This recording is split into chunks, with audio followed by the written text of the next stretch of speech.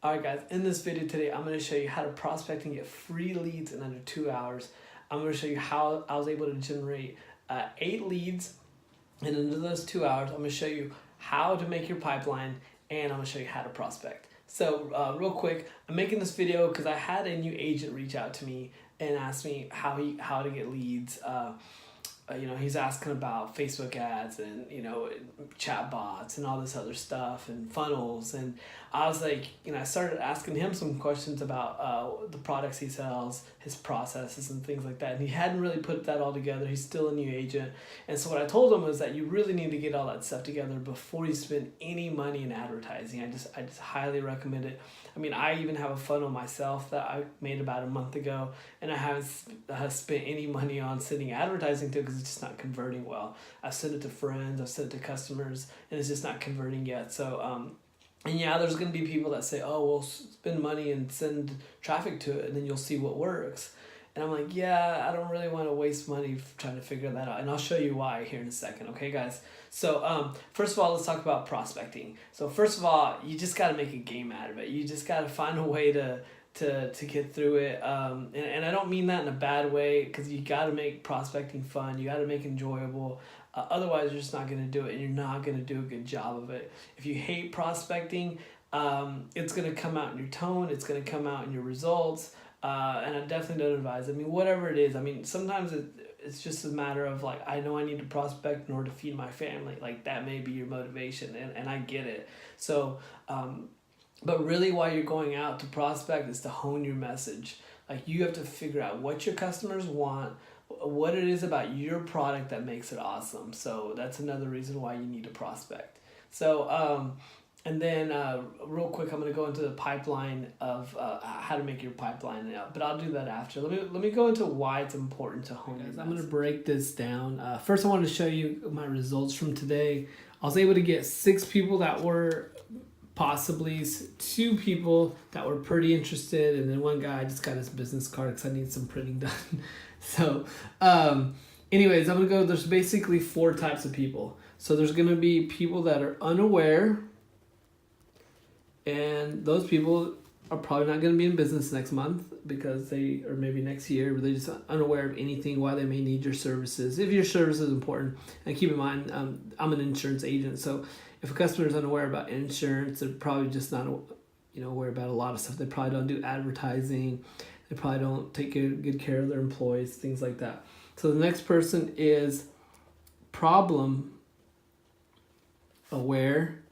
So that is people that know they have a problem, but may not know how to fix it, okay? And then the next one is product aware. So they know they have a problem, and they know there's a product out there. They may just not be sure of, how to solve it exactly. And then the next person is a solution aware. So when I was going out today, what I was telling people is I said, hey, my name is Gasper. I'm a local insurance agent.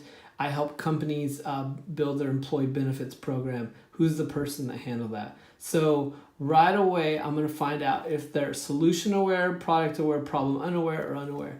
Now, the reason I say that is because I need to know who I need to talk to about those things. If the person I'm talking to may be completely unaware, and that's totally okay, but they may know who's in charge of that stuff. So, but the thing is what you're going to get a lot is, oh, I already have your product or something similar to it. So that's solution aware.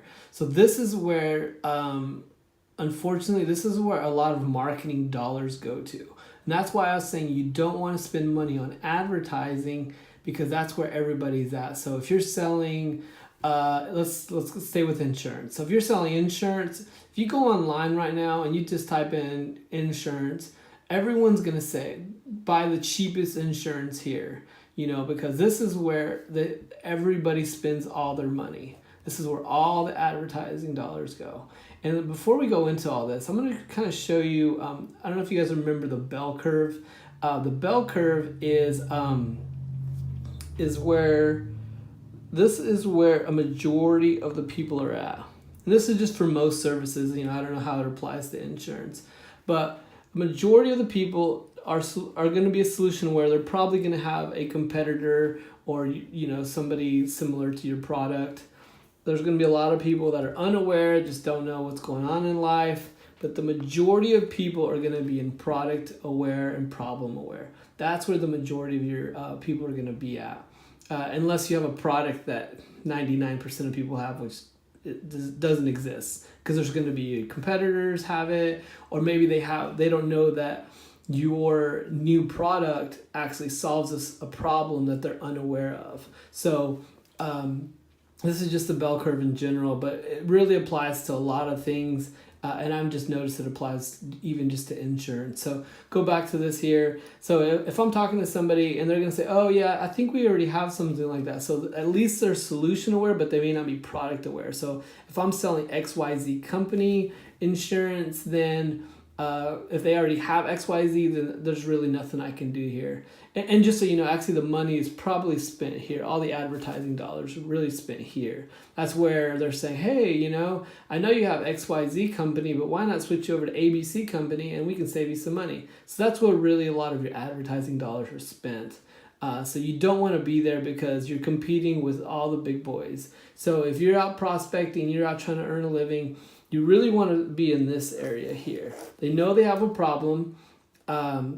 They're just not really sure how to get to it. Or even here, they know they have a problem. Maybe they have, maybe they do have a company that they're with, and maybe they're not exactly happy with it, but that's just who they have right now. And another thing too is it's going to be the easiest place for you to convert them into solution aware. Because if they're already here, this is actually where your worst customers are going to come from. Like if they switch to you to save 10%, that means they're going to switch to somebody else to save another 10%. So that's actually your worst customer. So you want to stay here as much as you can. So that's what you need to think about when you're out prospecting, and that's all you're doing right now. So I'm going to show you my pipeline really quick. And this just happens to be, and for building your pipeline, you can use any service you want. I just happen to use Bittrex 24. They have a free service. They have a free option. I upgraded to the upgraded one because I needed an integrated phone service. But here you can see call attempt, or CA is call attempt. So I have call attempt 1, 2, 3, 4. I'm actually going to build it out to probably 8, 9, and 10. But this is actually a pretty new funnel. But I wanted to show you just kind of how it works. So I put don't call here because these are just my catch-all for everything. If they're not interested, or if they're rude, or if I have the wrong number. And I actually have my Facebook ads that are that self-populate into here. So that's kind of why I have it set up the way I have it. But basically, and the numbers they're not representative of anything. And then I have my old leads. These are just leads that I integrated from my old CRM. But let me just get back to this showing you.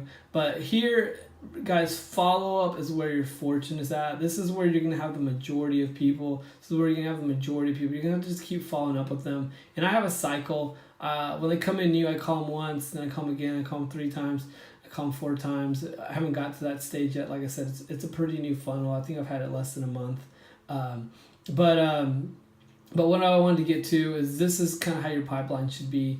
You need to schedule an appointment, talk to them, or if you're able to sell to them on the fly, or talk to them on right then and there, then obviously you can skip right to send information. What send information means is that they weren't able to make a decision right then and there, but then you had to send them information. You definitely need to follow. So I'm actually going to follow up with these 25 people today, and then send application. I don't have any that are pended right now, so then they go into leads, and that's a different, or they go into sold, and that's a different pipeline. That's why there's nothing here right now. So I don't have anything pended.